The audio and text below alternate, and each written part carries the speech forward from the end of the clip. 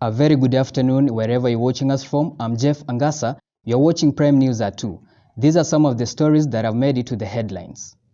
Multimedia University of Kenya is now a clean institution. University students to spend more on food. Multimedia University of Kenya is now a clean institution as compared to its initial state. This comes after the administration decided to employ more groundsmen. Our reporter Boyo Michael tells us more.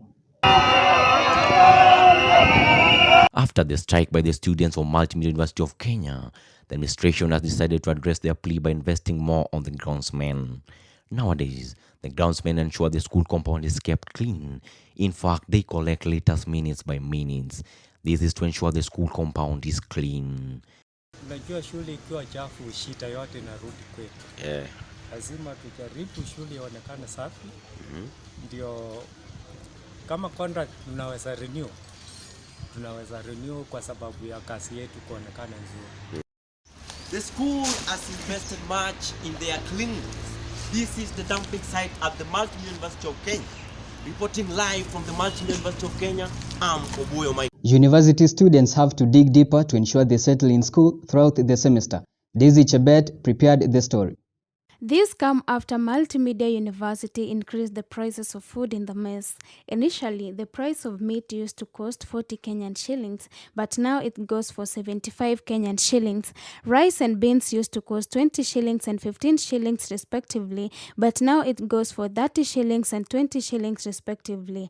And bread used to be sold at 40 Kenyan shillings, but now it goes for 60 Kenyan shillings, an increase of 20 shillings. Many students choose to go have their meals outside the school in a place commonly known to Comrade as Kwa Mama, where food is more cheaper. Find that Kwa Mama is cheaper because mess prices is high and it's so high for Comrade.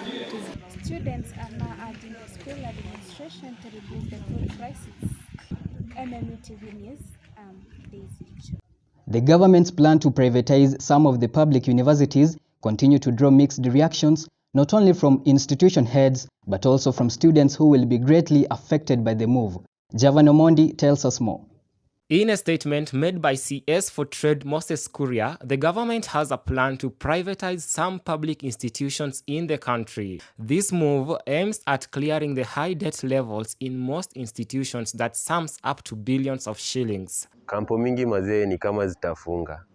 Like shule ziko na madeni, zinaraniwa tuna management yenye. Eri tupatie hizo makampuni zenye ni private watarani vizuri juu MA itakuwa make profit. The move, however, continues to draw criticism and mixed reactions amongst institution heads and students too. We are going to get the opportunities and facilities which are inaccessible for us right now as students. Many students applaud the move, hoping it will better the conditions in most institutions.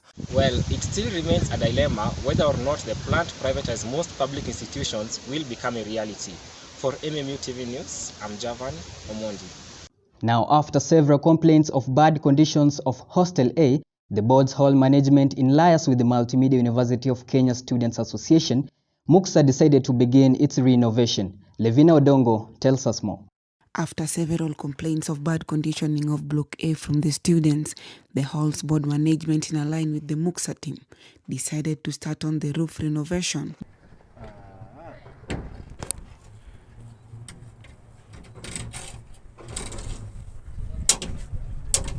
The renovation began on 6th of February 2023 and currently is in progress.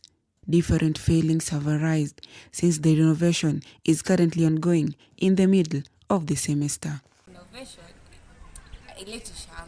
because these people had a whole 2 weeks when we were at home, December, kufanya hii kazi. Ama dikani 1 week. But now, tuko hapa shule, tunafungiwa njia, and then tunaambiwa tusifue. With the current renovation ongoing in Hostel A, female students of Multimedia University are on the wait as to reallocate back to their hostels. Reporting for MMU, I'm Levina. Well, we are taking a short break, but when we'll be back, you get to know about the state of MMU football pitch.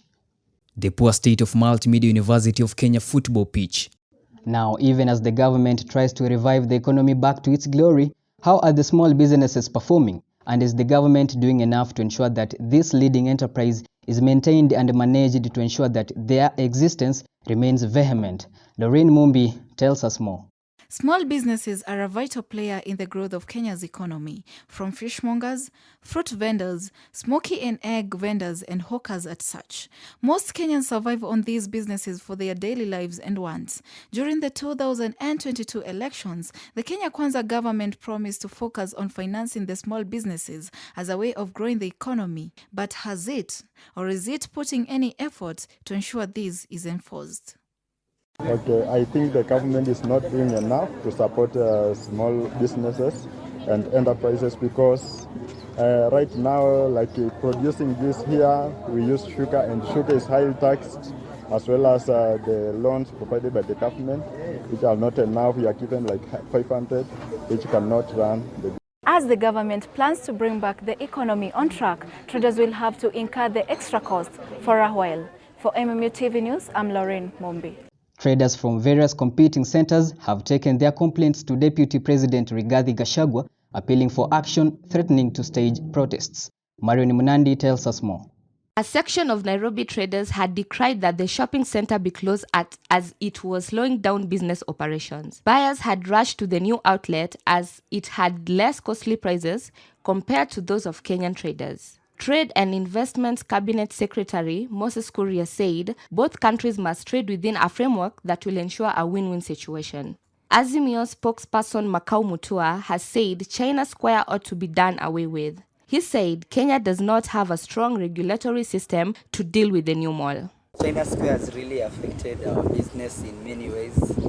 And first of all, their goods quality is questionable, and they are very cheap, which makes our customers diverse from our business to that point. With the closure of China Square, Rongai business owners are satisfied by the fact that it won't affect their businesses. Reporting for MMU, my name is Marion Munandi. The poor state of Multimedia University of Kenya football pitch has left soccer players in complaints as they requested the school administration to consider their pleas. Here is the full report. The Multimedia University of Kenya football players are now demanding for immediate action to be taken concerning the poor state of their pitch.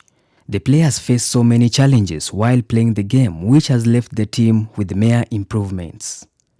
Sasa hii uwanja yetu yenyewe kama unaona tu ni mashida. Vumbi, karibu futi 2 chini, kukinyesha unapata ni matope. Sasa tunaumia, hata ukiona hii uwanja ni ndogo sana. Chenga tu kidogo mpira ushafika mwisho. Alafu hata lines hakuna, tunacheza tu blindly. The soccer players are now requesting the school administration to consider their pleas. Tungeomba tu shule ifanye kitu juu tunaumia. Kuwa player ni nightmare hii shule. For the club to have a better performance and represent the institution into higher competition levels, their school needs to provide them with better facilities. For MMU Sports, my name is Jeff Angasa. And that report marks the end of Prime News at 2. My name is Jeff Angasa.